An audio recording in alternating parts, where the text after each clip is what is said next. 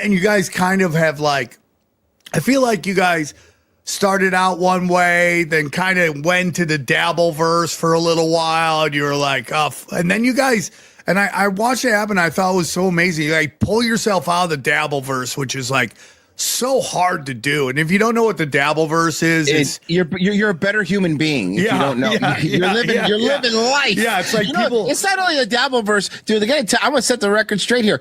We created the Dabbleverse by mistake. We were the first people because Stuttering John is retarded. It's great, dude. He just left you, dude. Does he do that live on the show? This is normal. You're looking at a normal show. This is actually pretty much probably cat related. If I had to guess, I figured something. I knew it was. It's gonna be cat related. Yeah, no, but the Dabbleverse thing's so funny because the Dabbleverse thing started as we just can rip on stupid people, and Stuttering John had something dumb and we were making fun of him, and he got pissed. And he sent, pretending to be a lawyer, he sent me a DM being like, we're going to sue you. And I'm like, what? Yeah. For what? And then, we made fun of him for a while. But then after a while, it kind of became this weird economy.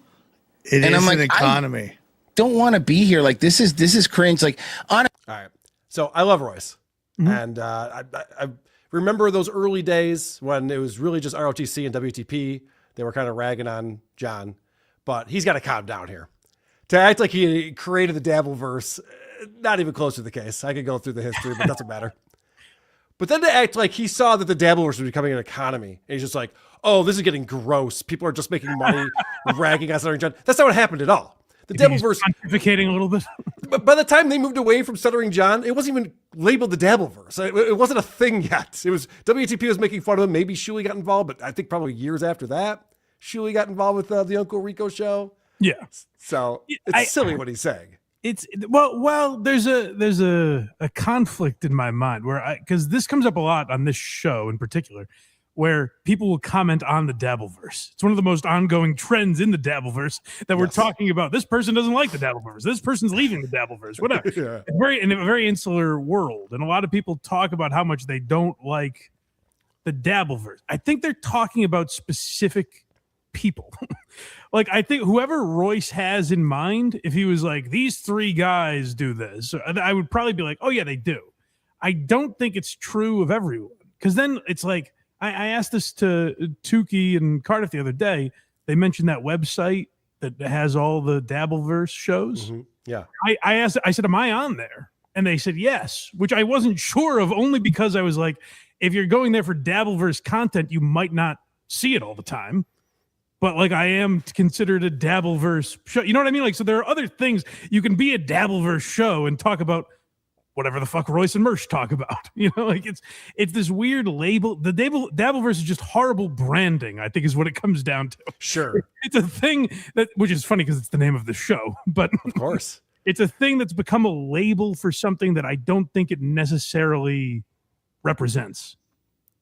And to act like you're above it like Royce is doing right now, we're above the Dabbleverse. Revenge of the Sis is a very similar style show as all these other shows that are good. I mean, there's a lot of shit in the Dabbleverse. Don't get me wrong. There's a lot of shows, we'll get into that later. A lot of shows that give the whole Dabbleverse a bad name. And if people want to point to well, look at this lazy asshole, look at this fucking person who just does nothing. You're like, yeah.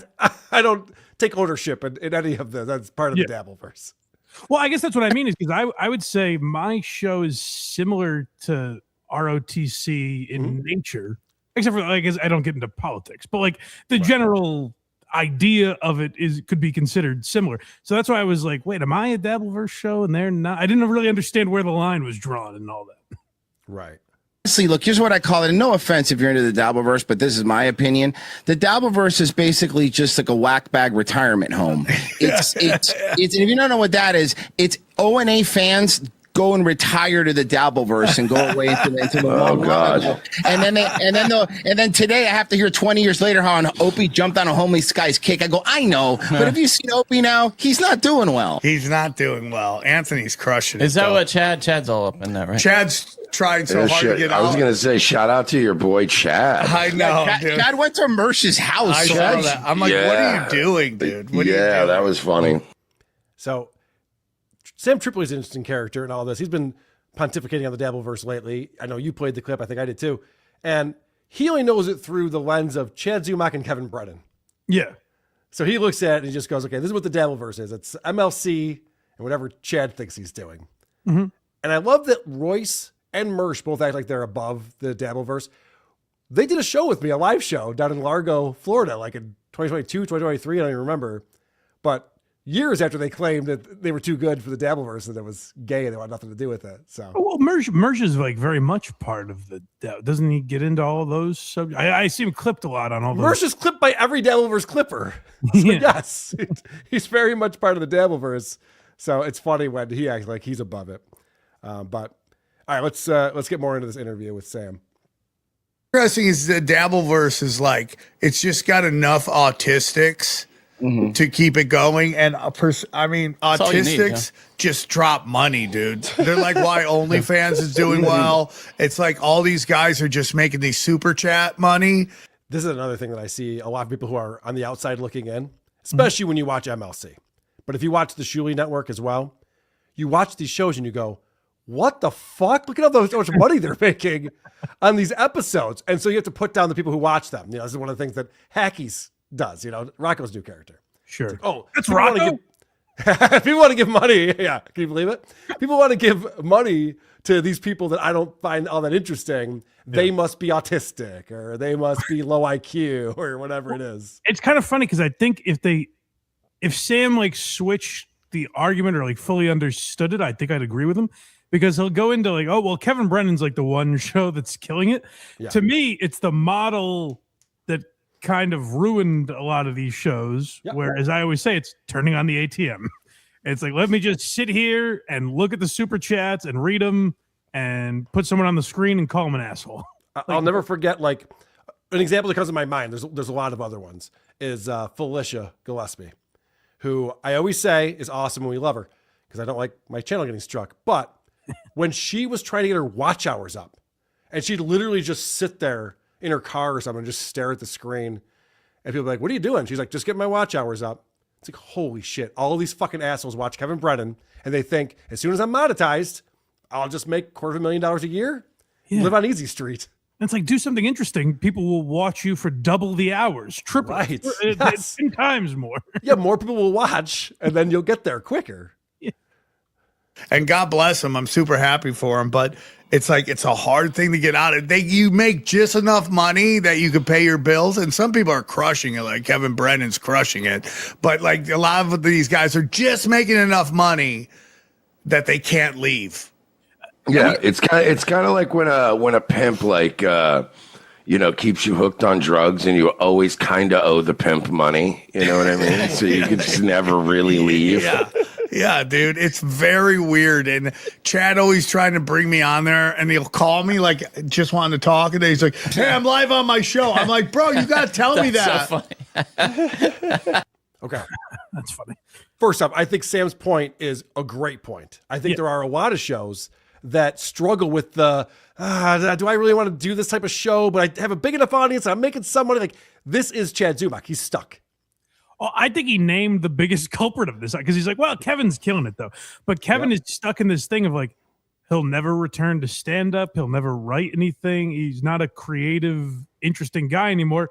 He just says, let me read super chats for money because he's doing well at it. So he can't leave. Like now anything else would be crazy because he made enough money to be like, okay, I guess this is what I do now. And anything else would be a loss.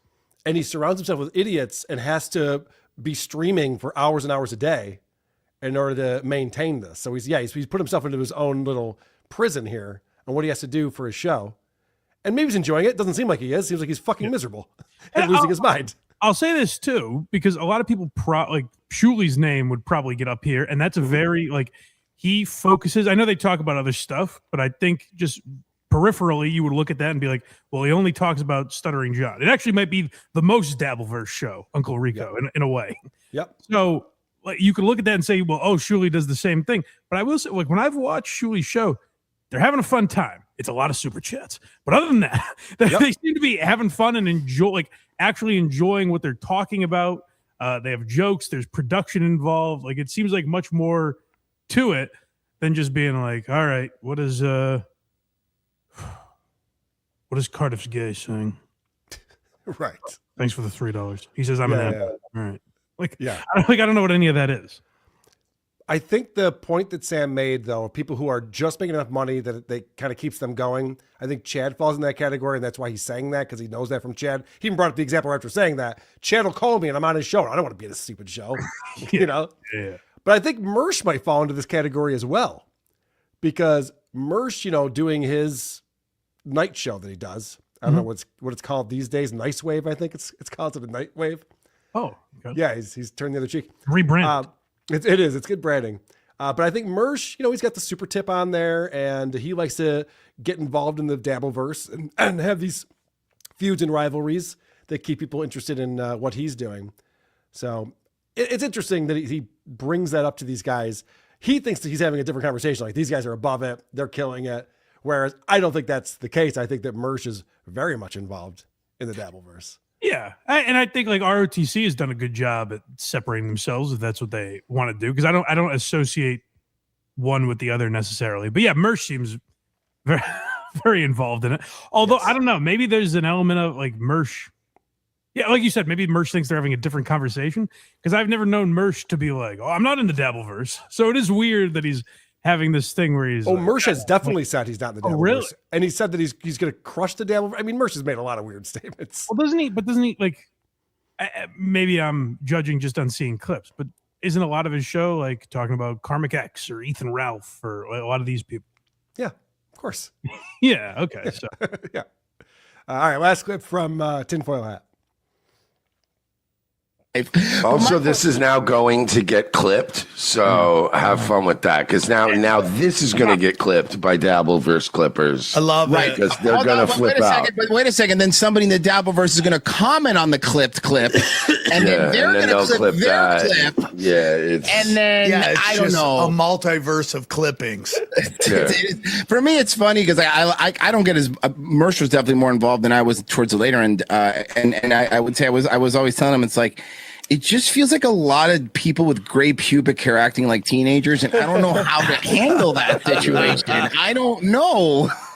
Yeah, you guys were like, you were in there, and then you pulled yourself out, which I thought was very impressive. Yeah, again, they're acting like ROTC like had a meeting one day, and they're like, "Should we be involved in this Dabbleverse thing? I don't think we should. Let's get out." probably not. But I loved wait. Royce's point right there, where he goes, "It's a bunch of guys with gray pubic hairs acting like teens." We've seen that this week with the DJ Electra shit. It just seems like a bunch of old guys with these like fucking weird love triangle bullshit, catty nonsense. You think it's childish to be like, you said you love me. No, I said that I like you. I said I had a crush on you. I didn't use the L word. What's wrong with you? What are we doing? It's so weird. But so I thought Royce had a